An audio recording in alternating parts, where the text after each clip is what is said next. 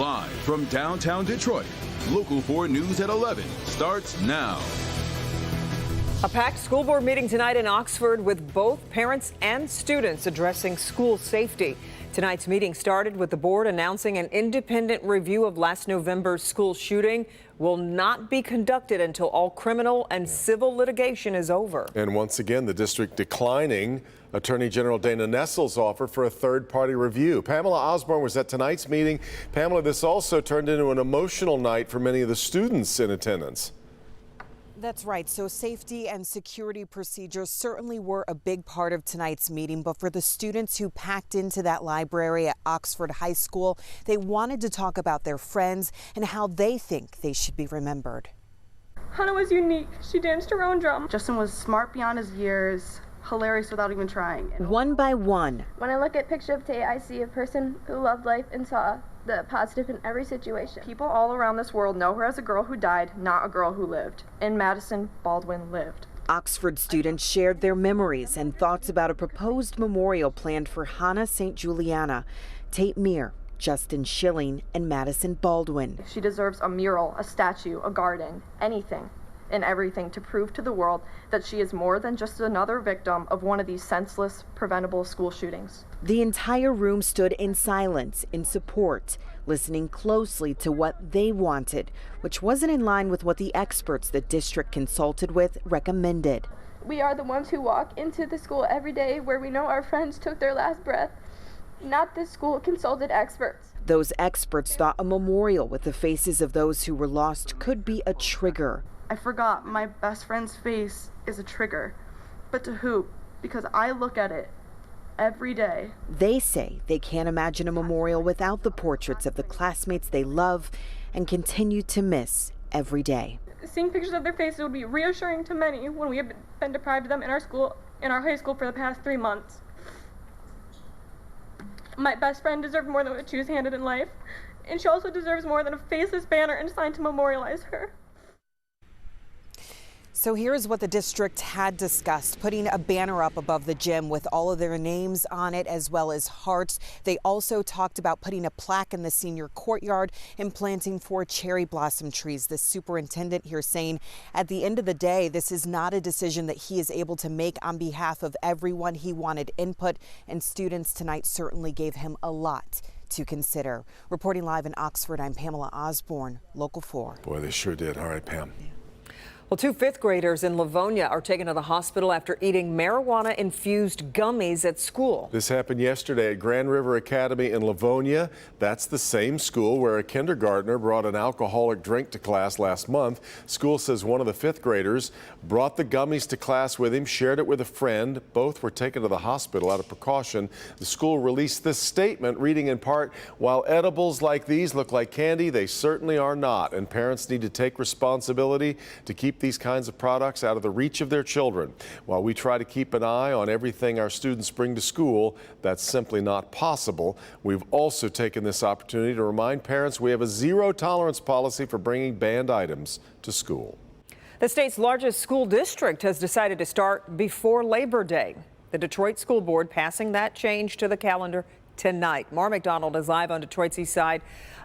So Mara, did the board explain why they're making this change? Big change.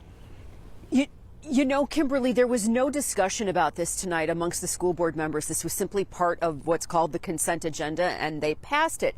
But Dr. Vitti has talked about the whys of why he thinks this is a good idea. Let me show you. Typically, DPSCD starts after the Labor Day holiday, but this year the superintendent wants the students back a week earlier, on August 29th. His reasons are many, including what he sees as a vehicle for student recruitment ahead of the all-important October count day. More students and seats means more funding for the schools. But there are other benefits as well. One of the strategies behind starting early is to end early, which we heard that from another public commenter. We run school much later than other school districts in Metro Detroit. The issue with that, not all DPSCD buildings have air conditioning and it can become sweltering. But the president emeritus of the Detroit Federation of Teachers felt strongly enough about this to address the board tonight and tell them it may be a good idea for next year, but now it's too much of a rush. The bigger issue is the fact that traditionally Our students haven't shown up until after Labor Day, even when school started after Labor Day. So if we start school before Labor Day, that increases the likelihood of us not meeting the 75% threshold in order for it to count as a day of instruction.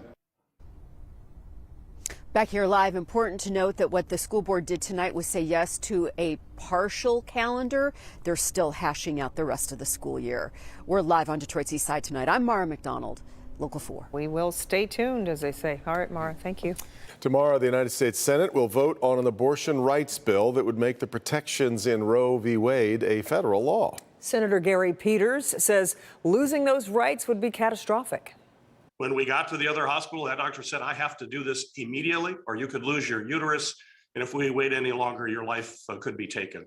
And if Roe versus Wade is overturned and the Michigan law is in a place which does not allow for an abortion under any circumstances, it would be absolutely catastrophic for families that go through situations like we did in the past. And it's simply unacceptable. I think the sentiment in my conference is for this issue to be dealt with at the state level. If we are in fact confronted with a final Supreme Court decision that throws this issue back into democratic processes. The Senate bill is expected to fail with no Republican support. Meanwhile, the Senate did, though, pass a bipartisan bill giving more security protection to Supreme Court justices. Since the draft leaked, pro-choice activists have been protesting outside the home of Justices Sam Alito and Brett Kavanaugh.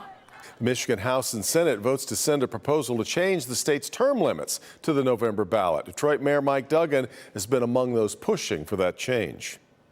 Today, you can serve 6 years in the House and 8 years in the Senate for 14 years. And the first thing every legislator does the day they get there is figure out how to manipulate the system to get to 14 years. I run for the House this many years, the Senate this many years, sometimes I come back and run for the House. It's a revolving door where people aren't paying attention to their jobs. We felt like reduce it from 14 years to 12 years, but stay in the House that you're in and focus on your job. If approved by voters, state lawmakers would also be required to disclose their personal financial information starting in 2024. One of Detroit's largest employers reported profits down more than 50% from this time last year. Dan Gilbert's Rocket Companies, the parent company of Rocket Mortgage, reported $1 billion in profit this quarter. That's down from $2.8 billion in the same quarter last year. The drop comes amid rising interest rates and less demand for refinancing. Last month, Rocket Mortgage announced it was offering voluntary buyouts to 8% of its employees. Crain's Detroit reports the move could cost $50 to $60 million. Michigan State University economics professor making history tonight. The U.S. Senate voting to approve Lisa Cook's nomination to the Federal Reserve, making her the first black woman to serve on the Board of Governors. The vote was along party lines, with Vice President Kamala Harris breaking the tie.